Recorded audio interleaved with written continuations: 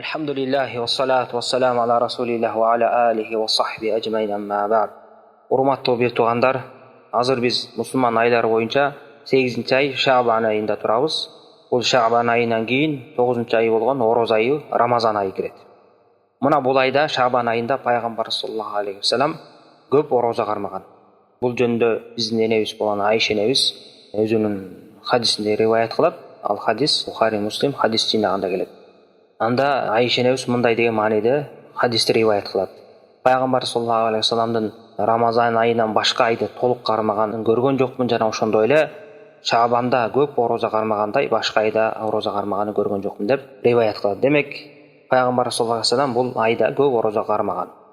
Жана кээ бир риваяттарда Шаабан айын толугу менен кармаган деп келет. Бирок та көбүнчө риваятта Шаабанда толук болбосо дагы көбүн орозо менен өткөргөн деп баяндалат. Мына эми мусулман туугандар, биз билдик, бул айы Шаабан айы орозо айларынын бири. Бул айда ар бир мусулман орозо кармап жана ошондой эле Куран окуп өткөрүүсү жакшы амалдардын катарына кирет. Анткени биздин алгачкы муунубуз салафус салихтер бул айда орозо кармашып жана Куран окуу менен өткөрүшкөн. Анын себеби ушу кээ бир алымдар баяндагандай, бул Рамазанга даярдык катары. Адам баласы өзүнүн нафсисин көндүрүп, орозого, Куран окууга көндүрүп, Рамазанга даярдануу катары. Жана ошондой эле экинчи дагы бир хикматы, бул Рамазандын алдында кармалуучу орозо жана ошондой Рамазандан кийинки кармалуучу орозо жанагы парз намаздын алдындагы сүннөт жана парздан кийинки сүннөт намаз сыяктуу. Ошол себептен алымдар ушу Шаабан айында Пайгамбар саллаллаху алейхи ва саллям хадисине таянышып көп орозо кармаган сүннөт мустахаб деп баяндап кетишкен. Ар бир мусулман бул айды текке кетирбестен орозо кармоосу өтө жакшы жана чоң амалдардын бири. Андан кийин ушул айга байланыштуу дагы бир кээ бир маселелер бар. Ошону дагы айта кетели кыскача. Дагы бир ушул айга байланыштуу Пайгамбар саллаллаху алейхи ва салламдын атына бир хадис келген. Ал хадисти Абу Хурайра аттуу сахаба риваят кылат. Ал хадис ушу Имам Мухаммад Муснад китебинде, Абу Дауд жана Тирмизинин Сунан китебинде жана башка китептерде баяндалат. Ал хадистин мааниси мындай: Пайгамбар саллаллаху алейхи ва саллям мындай деп айтты деп келет. Шаабан айы ортологондон кийин орозо кармабагыла деген хадис келет. Мындайча айтканда, Шаабан айынын ортосу болуп өтөр замат, андан ортосунан кийинки орозолор тыйылат, орозо кармабагыла деген мааниде ушундай хадис келет. Ана бул хадисти кээ бир алымдар туура дешип ошого амал кылышкан. Ошонун натыйжасында Шаабан айынын ортосунан кийин орозо кармоодон тыйышкан. Ошол хадиске таянышып. Бирок көптөгөн алымдар, айрыкча мурунку чоң хадис илимдеги чоң алымдар, мисалы Имам Ахмад, Абдурахман ибн Махди, Абу Зурга аттуу чоң алымдар бул хадиске амал кылган эмес. Анткени бул хадис алсыз хадис, өзүнүн күчтүү хадиске каршы келет. Ал хадис ошол эле Абу Хурайра аттуу сахаба риваят кылат. Бухари, Муслимде келген хадисте Пайгамбар саллаллаху алейхи ва саллям мындай деп айтат маанисинде: Рамазандын кирүүсүнө 1-2 күн калганда орозо кармабагыла, бир гана кимдин адатында орозо кармоо бар болсо ошо гана кармасын деген хадис келет. Демек, бул хадисте Пайгамбар саллаллаху алейхи ва саллям Рамазан айы киргенге чейин орозо кармаса болот деп уруксат берип атат. Бир гана 1-2 күн гана калганда кармабаш керек деп айтып атат.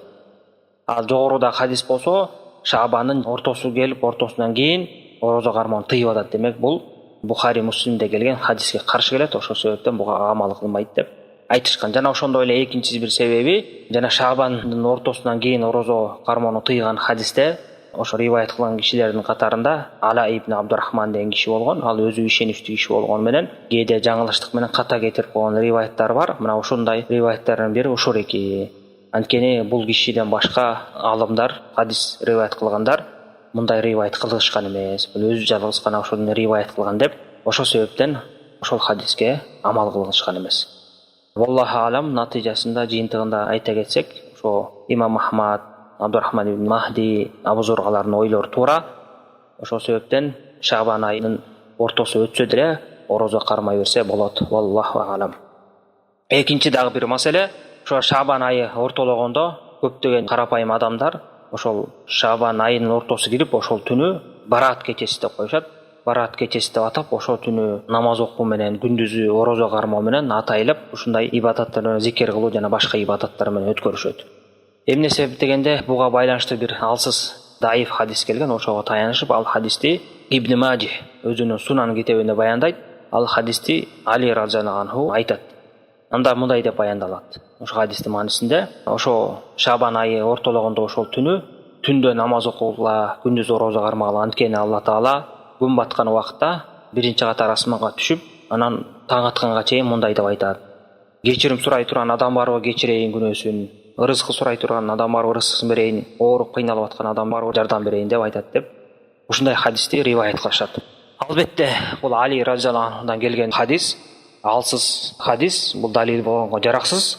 Муну алымдар баяндап кеткен. Ошол алымдардын ичинен баяндаган алымдардын бири Айни деген чоң алым өткөн. Бул Ханафи мазхабындагы чоң белгилүү алымдардын бири. Жана Сахих Бухарини шархтаган алымдардын катарындагы бир алым. Ошол киши өзүнүн ошо Бухарини шархтаган китебинде бул хадистин иснады даиф деп айткан. Мындайча айтканда далилге жараксыз. Жана ошондой эле Ибн Ражаб деген чоң алым өткөн. Ал дагы өзүнүн Латаиф ил Маариф деген китебинде бул хадис даиф, алсыз деп баяндаган. Жана буга окшогон көптөгөн алымдар баяндап өтүшкөн. Ошол себептен бир туугандар Шабан айынын ортосу болгондо ошо түндү өзгөчөлөп ибадат менен, намаз менен же белгилүү зикирлер менен өткөргөн туура эмес. Ал түн кадимкидей эле күнүмдүк түндөргө эле окшош, эч бир айырмасы жок, артыкчылыгы жок. Дагы бир ушул түндү айырмалашып, улукташып дагы бир хадиске таянышат. Ал хадисти Имам Ахмад жана башка алымдар риваят кылышат китептеринде. Ал хадистин мааниси мындайча баяндалат.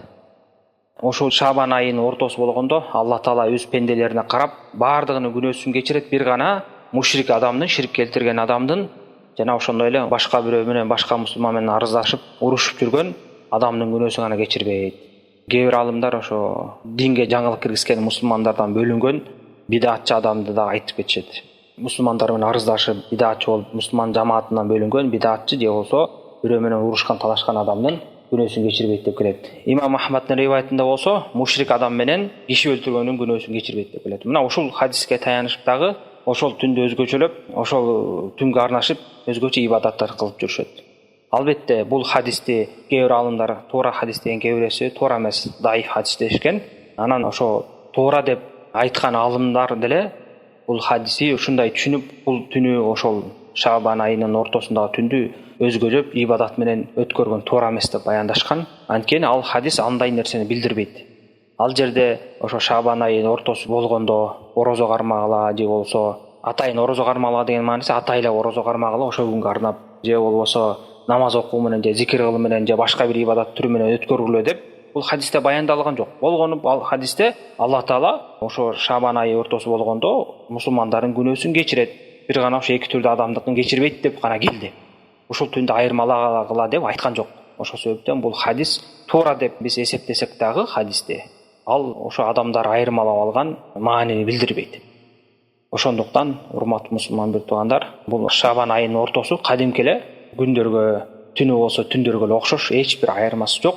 Бул күндөр атайын арнап, намаз окуп, зикир кылып же башка ибадат түрлөрүн аткаруу, ошо менен өткөрүү туура эмес эсептелинет. Аллаху алам.